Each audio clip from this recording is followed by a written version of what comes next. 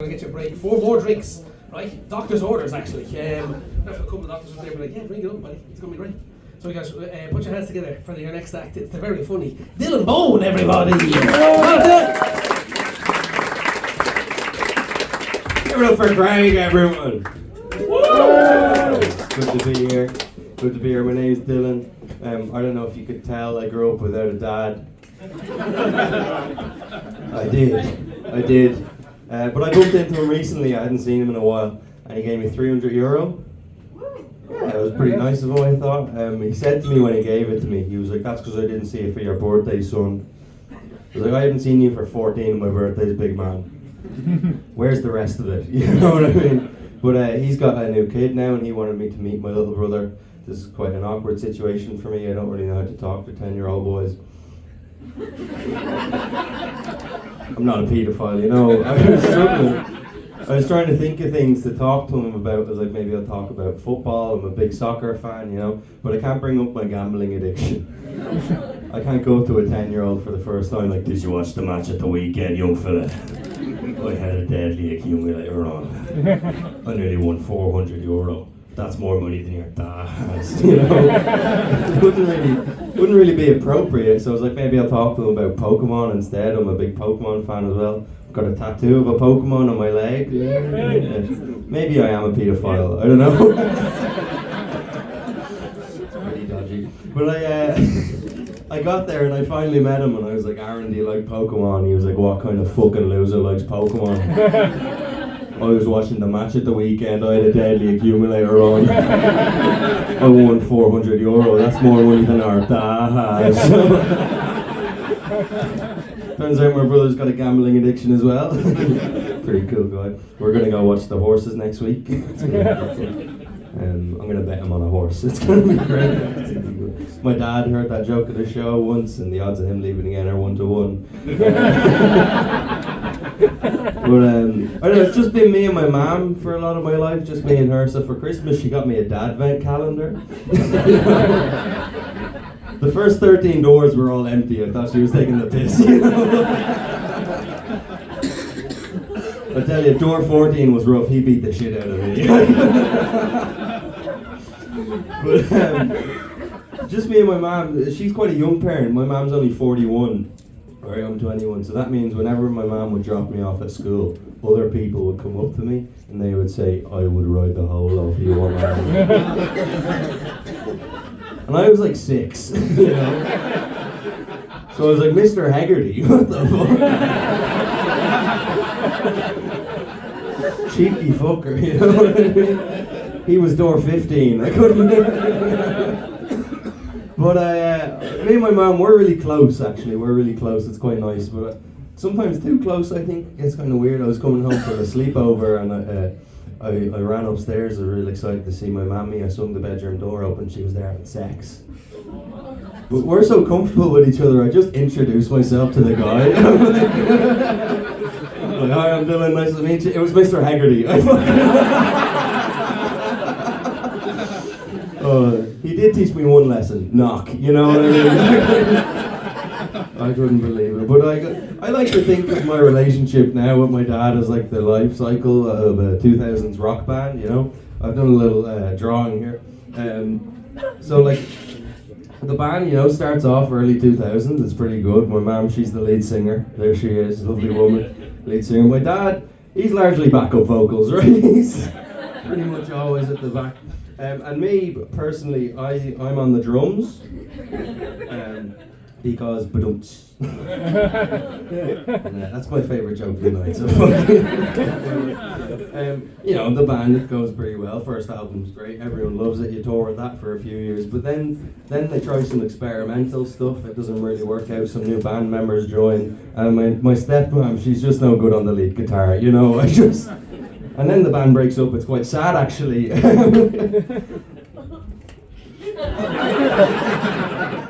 That's it.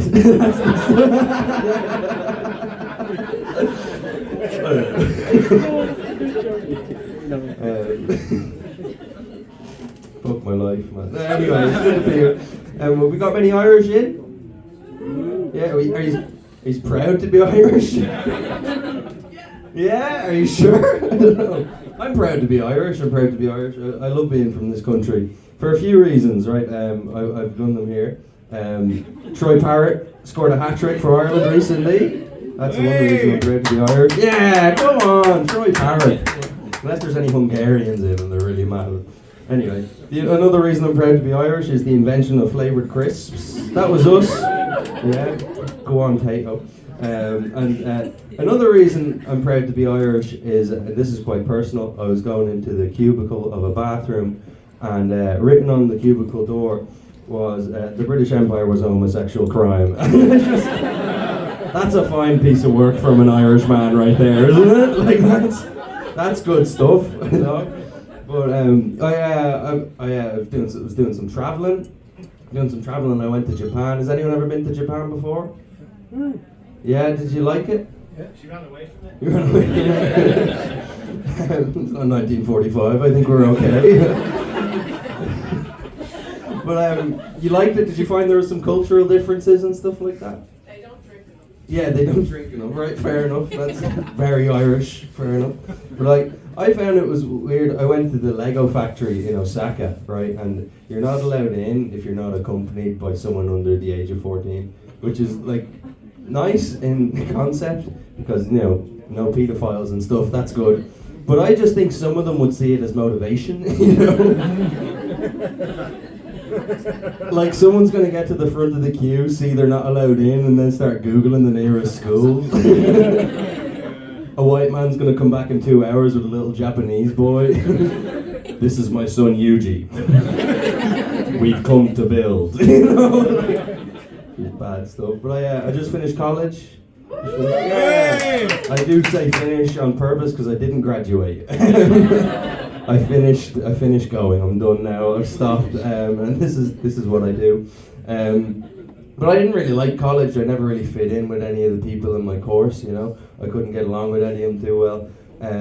Like I remember one of my first lectures, I sat down and it was a lecture hall of 400 people, and I sat in the middle, and some guy sat down beside me, and halfway through the lecture, he just looked at me and he was like, "Life is like an ocean, man." And we're all just little drops. What the fuck is that? Like, you know what I mean?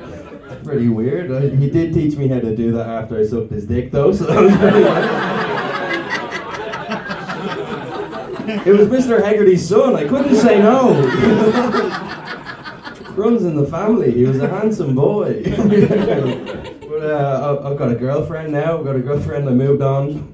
I've got a girlfriend, and that's been going really well. We went to a festival in Madrid over summer, and it was really fun. And I decided I would try drugs for the first time. Allegedly. But I had never done it before, and I was really nervous. So we were inside this festival, and my girlfriend got this guy's number, and we found him. And she was going to do like the swap over because she's a pro, and I'm a loser. But we got there and we met him, and my girlfriend was trying to give him the money, and he was like, "No," it was a German guy. Sorry, I should have said that before. He was a German guy, and he was like, "No, sir, it has to be you. It has to be you because we are going to enter the cubicles to do the swap over. Because you see, if me and your girlfriend enter the cubicles, it will look suspicious." And I'm thinking, does this guy think the festival doesn't know about gay people? Like, does he not know? Does he not know?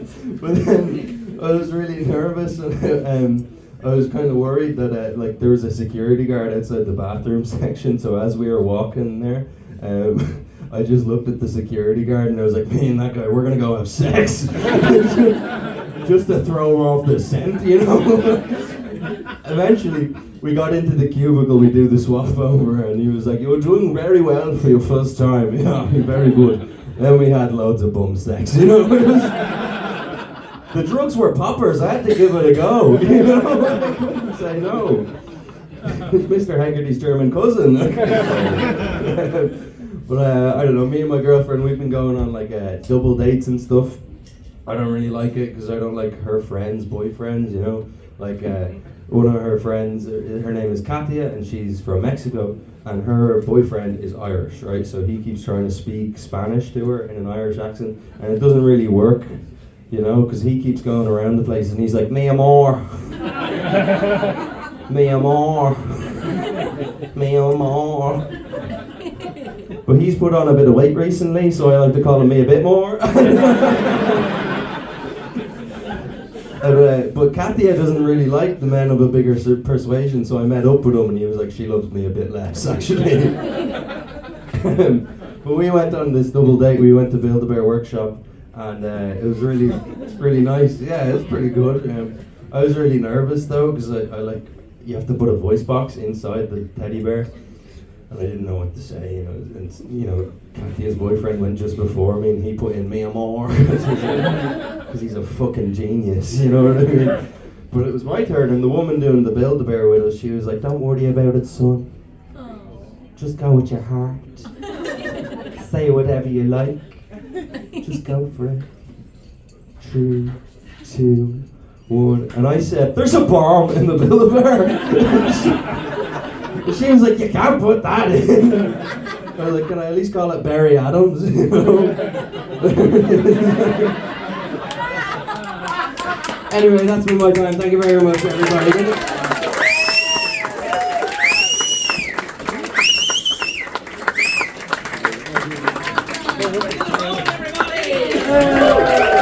Ladies and gentlemen, short break. Here's important information about the venue.